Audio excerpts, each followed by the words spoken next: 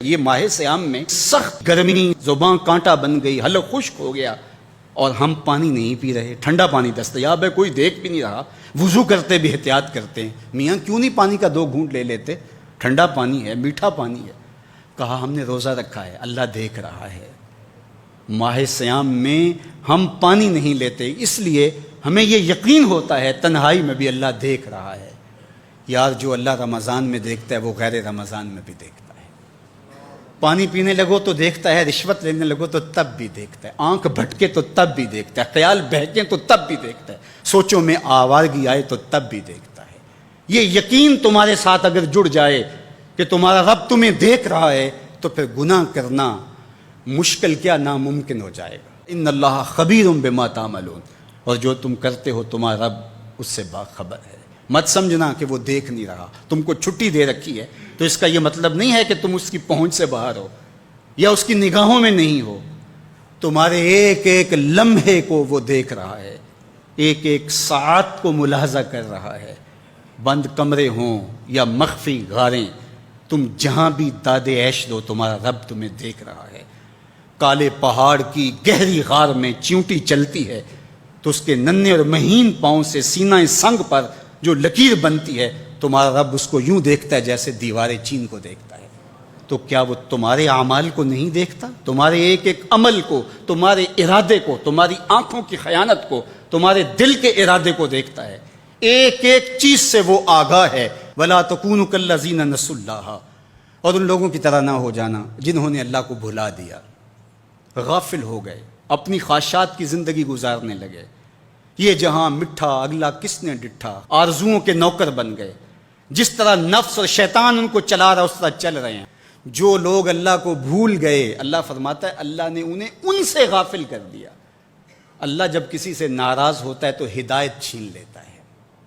اسی لیے ہمیں ہر روز ہر نماز کی ہر رکعت میں ہدایت مانگنی ہوتی ہے۔ اہدنا الصراط المستقیم، ہر روز مانگتے ہیں، ہر نماز میں مانگتے ہیں، ہر رکعت میں مانگتے ہیں، اللہ ہمیں ہدایت پہ گامزن رکھنا۔ اللہ جب کسی سے ناراض ہوتا ہے تو ہدایت کے دیے بجھ جاتے ہیں، اندھیروں میں بھٹکنے لگتا ہے، شیطان اس کو دھوکے میں مبتلا کر دیتا ہے، اسی زندگی کو مقصود زندگی سمجھ لیتا ہے، اس شراب کو آب حیات سمجھ لیتا ہے، جس کو یہ بھی نہ پتا ہو کہ میں ہوں کون، میں کہاں ہوں، میرا مقصد زندگی کیا ہے، مقصد حیات کیا ہے۔ کھانا پینا اور لذتوں کا حصول یہ تو چوپائے بھی کرتے ہیں، تو اشرف المخلوقات کاہے کا ہے۔ یہ زندگی تو ان کی بھی ہے کہ وہ اچھا کھاتے ہیں، تم تو ایک پاؤ بھر گوشت کھا لیتے ہو اور شیر روز ایک ہرن چاٹ جاتا ہے، وہ تیرے سے زیادہ کھاتا ہے، تیرے سے زیادہ طاقتور ہے۔ ہاتھی کا جسم تیرے سے کہیں بڑا ہے، پرندے ہواؤں میں اڑتے ہیں، مچھلی پانی کی تہوں میں اتر جاتی ہیں، عقاب کی نظروں اور بلندی پرواز کی دیکھنے والی ہوتی ہے، کرگس کہاں سے کہاں تک سونگھ لیتی ہے، ان کی قوت شامہ تیرے سے بڑی ہے، لیکن اس کے باوجود بھی افضل تو، اشرف بھی تو، اور اللہ نے اپنی نیابت کا تاج تیرے سر پہ رکھا ہے۔ تو مقصود ہے، تو مسجود الملائک ہے، فرشتوں کی پیشانی تیرے حضور جھکی ہے، تو اپنے آپ سے آشنا ہی نہیں ہے، تجھے پتہ ہی نہیں کہ تو کون ہے۔ تو خدا کو بھول کے سمجھا کہ میری زندگی آزاد ہو گئی، اب میں جو چاہوں کروں، میں خدا کا بھی انکار کر دیا، بلا دیا اس کو۔ کہا جب خدا کو تو بھولا تو خود کو بھول گیا، زندگی کے مقصد کو تو نے فراموش کر دیا، اب بھٹکتا ہے ارض فلات میں، جنگل میں پڑے ہوئے خشک پتے کی طرح، جس کو ہوائیں کبھی ادھر اڑا دیتی ہیں کبھی ادھر اڑا دیتی ہیں۔ مقصد حیات کا علم نہیں ہے، خدا کو بھولنے کا یہ نتیجہ ہے جو تجھے بھگتنا پڑ رہا ہے۔ خدا آشنا ہو جا، خود آشنا ہو جائے گا، تجھے ذات سے آگہی ہو جائے گی، من کا شعور مل جائے گا، تجھے پتہ چلے گا کہ میں کون ہوں، میری زندگی کا مقصد اور مقصود کیا ہے۔